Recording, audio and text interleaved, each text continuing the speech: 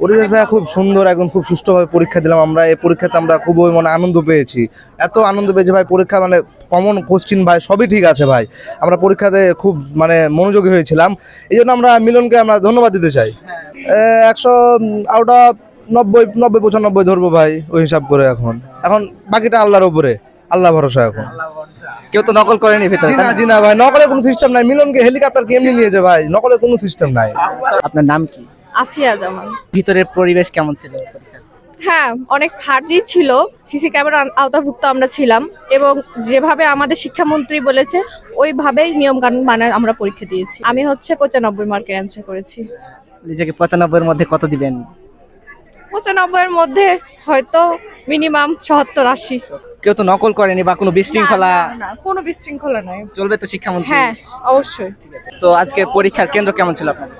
পরিবেশটা ভালো ছিল, সবাই ভালো করে পরীক্ষা দিয়েছি, আলহামদুলিল্লাহ ভালো।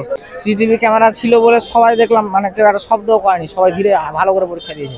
100-তে 70 থেকে 75। কোন স্কুল থেকে এসেছেন? সাগর মুলুনা বালিকা উচ্চ বিদ্যালয়।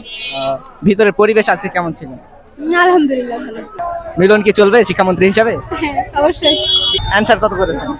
অ্যান্সার পুরোপুরি করেছি। খুব সুন্দর ছিল, ঠান্ডা পরিবেশ, কথাবার্তাও হয়নি কোনো। গার্ড কেমন দিচ্ছিল শিক্ষকরা? শিক্ষকরা মোটামুটি ভালো গার্ড দিয়েছে। কি প্রশ্নপত্র কেমন ছিল ভিতরে? মোটামুটি সহজই ছিল। ঘাড় ঘোরাতে পেরেছিলেন? ঘাড় ঘাড় যদি লাগে যায় তাহলে সেই হিসাবে ঘুরাতে যাবে, কিন্তু দেখাশোনার জন্য সেরকম ঘাড় ঘোরানো যায়নি। তো আজকে ভিতরের পরিবেশ কেমন লাগলো? পরীক্ষার মানে কেমন ভাবে দিলেন আপনারা? আজকে পরীক্ষার পরিবেশ তো ভালোই ছিল। মানে আগে আমরা যা শুনেছি যে হলের পরিস্থিতি খুব একটা ভালো থাকে না, তবে আজকের পরিস্থিতি খুবই ভালো। গ্রেড প্লাস আশা করা যায়।